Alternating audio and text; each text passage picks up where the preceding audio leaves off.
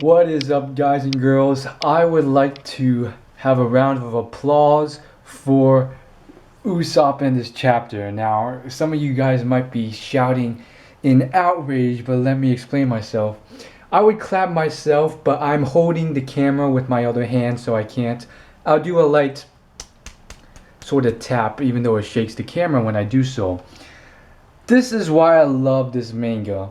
And if by this moment, after 740 chapters, and you're reading this chapter and you still have not realized that how Usopp and the Straw Hat crew work, and you're outraged that I am happy about Usopp and how this chapter progresses, then you have to read the entire One Piece again and really analyze it and understand how it works. Because if you are sitting here right now and you're like, why are you freaking so happy about Usopp escaping and running away? Well, then you're an idiot, because let's be honest, Usopp is not that kind of person. And even if he was, who cares? We all know how this sort of shonen works. 700 chapters, you know how it works. Luffy's going to save the day. They're all going to win. They're going to beat Don Flamingo at the end of the day. How many arcs does it take for you to get that in your mind? So if you are still mindlessly going about thinking to yourself, oh my goodness, I can't believe Usopp left again. Oh my goodness, how horrible of a person Usopp is, and how horrible it is that you are cheering on this chapter in Usopp, then you are retarded. But guys, again, I'm not being mean. I don't honestly think you guys are retarded. But it is somewhat the truth. I mean, it's inevitable based on how many arcs we've seen so far, that, I mean, for anyone to have any sort of major distress and be like, oh my goodness, I really do think that Luffy is dead this time, I really do think that they're all screwed this time, then you're stupid, because this is a standard arc. We know how these arcs work. Now, let me explain why I am sort of I really like this chapter. So this whole chapter is pretty much many phases of the operation coming into play, and a lot of them ending the scene with some sort of rumination in their heads along the lines of, I'm counting on you, Usopp, or I'm counting on you, USOPPLAND, and someone else, Leo-san. And then finally, like, you keep going through these pathways and you find out more and more, like, then there's that scene where we're like, oh, it's okay, it's not like Usopp's the only one left. And then we see Robin, and we're like, what the heck? Robin's been turned into a toy too, so even Robin screwed up. And Robin's like, I'm counting on you, Usopp. So it all comes back to Usopp.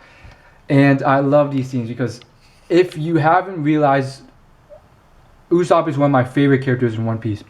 And this is the greatest thing, because I was scared to start One Piece, because at the time I thought Japanese manga were weird as heck. Usopp's nose was one of the things that prevented me from really starting the One Piece manga for a while, because I'm like, this is some weird Japanese crap. Look how long that guy's nose is. It's just abnormal. I'm sure the culture and how these Japanese stories work is just really twisted and weird. I mean, it just kept coming back to how weird Usopp looked. And now, not really because of his appearance, but more so his personality, I've grown to love this character, and I've been able to handle his weird looks. And so, long story short, like, this has been long overdue. I really hope the author keeps playing this out and does so in different ways, because there are these rare moments where I can really laugh based off of a manga, and Usopp has held true to himself once again, and he runs away, and he's like, finally, it's time for me to escape. I'll paint pictures of your bravery, but I can only do that if I escape in time. And he's like, anyways, it's not even my fault. It's Frankie's for not even coming here.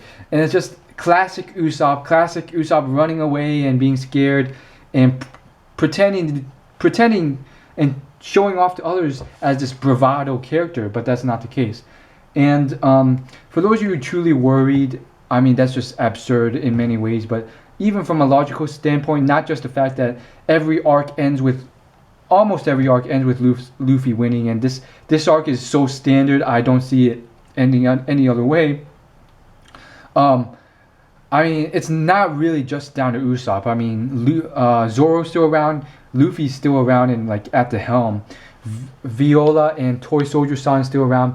And oh, here's another thing. Toy Soldier-san beat that guy. So he is pretty darn strong.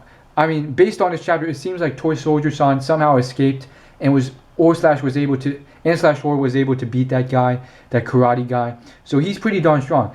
And here's the thing. It truly seems that if you've been transformed to a toy, your power level is dramatically reduced.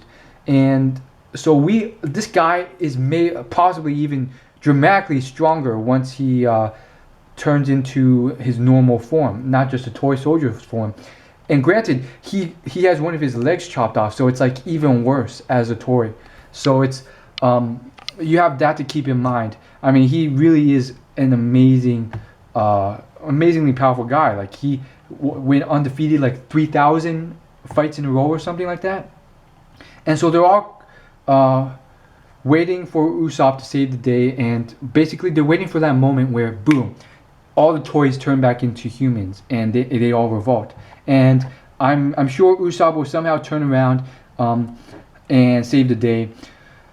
And he always does, and that's what I love about the character. Sometimes he does it out of fear or just because he's like, you know what, I can still escape and save my own skin and at least make an attempt to save the day while I'm at it.